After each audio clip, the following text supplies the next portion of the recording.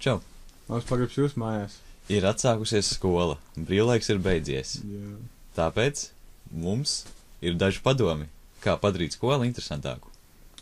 Piemēram, ko darīt starpbrīžos? Mēs no pieredzes varam pastāstīt. Piemēram, mēs starpbrīžos spēlējām pokeru. Tā bija viena lieta. Protams, mums neļāva un tur ņēma not kārtas, bet mums bija vairāk komplekti. Un ne jau tā parasti spēlējām pokeru, zaudēja vinnēm. Mēs spēlējām dažādām lietām. Piemēram, uz rūtiņām. Zini kā, tev labas kārtas, tur reizo, pacel likmi uz 5 rūtiņām. Tas nozīmē, ja tu zaudēsi, tev būs no kladas jāizplēš 5 rūtiņas un jāpēd. Vēl uz ko mēs spēlējām? Vēl mēs spēlējām uz Ingveru.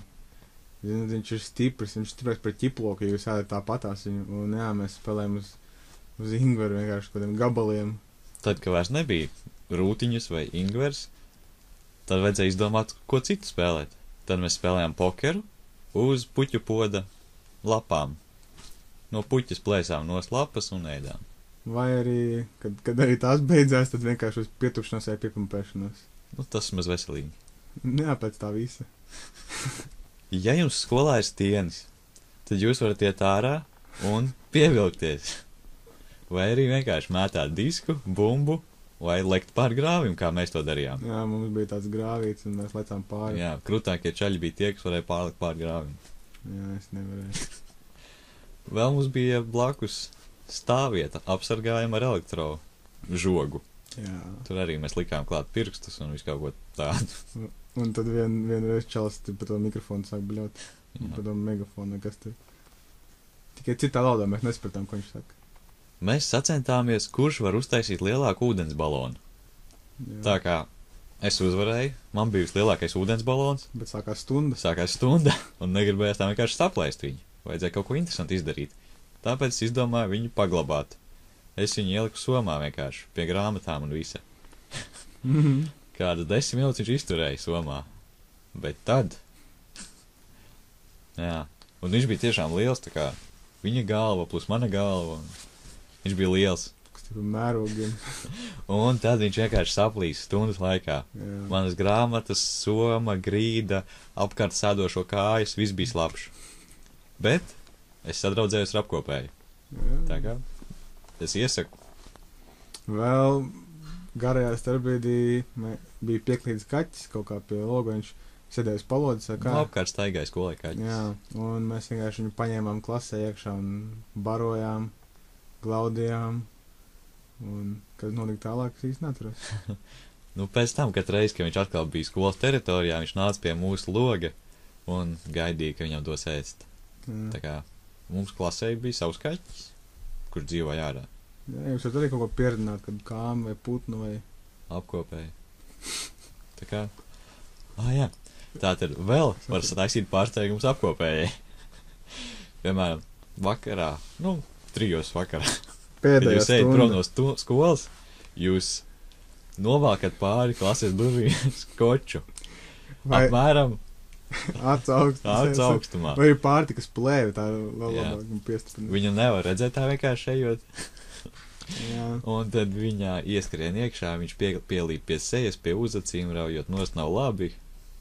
Arī nākošais nav labi, kad jums sāk lasīt morāli. Jā, ka tu uzzini, ka apkopēji nokritusi un prasa, kurš to izdarīja. Ja nu jums pietrūkst pusdienu nauda, daži centī, tad jūs varat grabināt. Tad, ja jūs nezināt noteikumus, tad visi samet pa 5 centiem un pēc kārtas grabina. Metot ārā, tu bļauj, tur cipars vai ģērbonis. Ja uzmini, tās monetas savāc sev. Jā. Tās, kuras neuzminēja, tās grabina nākamais. Un tā jūs varat pelnīt, mācoties skolā. Vai arī zaudēt visu naudu. Ir 2 varianti. Pelnīt. Jā, un runājot par ēdienu, ēdamo starpbrīdi, tad jūs esat savākuši naudu. Vienalga tā kā kaut kā pietrūkst. Mums skolā bija diezgan maz porcijas priekš manīm. Un tad bija tā, tur bija noliktas tā kā kompleksās pusdienas kaut kādiem sīkajiem, ja? 5. klases vai kas tur. Un viņi nebija apēduši, tur bija salāts un maize, un tad es vienkārši aizgāju un paņēmu bļodu ar salātiem, paņēmu kaut kādu maizītes vairākas, un vienkārši atnesu uz savu galdu un tad ēdu. Jā. Man skolas ēdiens negaršoja, tāpēc es ņēmu kaut kādu jogurtu un savu ēdamu uz skolu. Nu, no veikala kaut ko nesu. Un karota man gan nebija un dakšas. Tās es ņēmu no skolas. Bet tā, ka jogurts ir izēsts, karoti vienkārši atstājiet iekšā. Izmetiet miskastē. Neapgrūtiniet apkopēju ar mazgāšanu. Esiet labi cilvēki. Tātad stundas ir diezgan garas un galēcīgas, tāpēc mēs arī stundās bišķi izkliedējāmies. Piemēram, bija tāda stunda informātika, varbūt jums tas vadās datorzinības vai kaut kāds savādāk, un vienkārši jūs varētu nomainīt fona attēlu uz kaut ko ļoti interesantu. Piemēram, man bija kaut kāds tur, vienreiz, kad es apsēdos, man bija attēls, kad skolotājs stumja autobusu. Mūsu skolotāji, kas mums pasniedz, vienkārši viņi stumja kaut kādu autobusu ziemā. Tāpat jūs varat nomainīt arī homepage internetā, mājaslapu, kur uzreiz parādās. Jā, tas ir smieklīgi sanāk. Ja nu jūs uz skolu ļoti steidzāties, tad jūs esat aizmirsuši vai nepaspējuši izmazgāt zobus. Nekas, to var darīt skolā. Jā. Ūdens īpaši nav vajadzīgs, strādā arī tāpatās zobu pasta un zobu birste. Sarīvē un izspļauj. Puķu podā.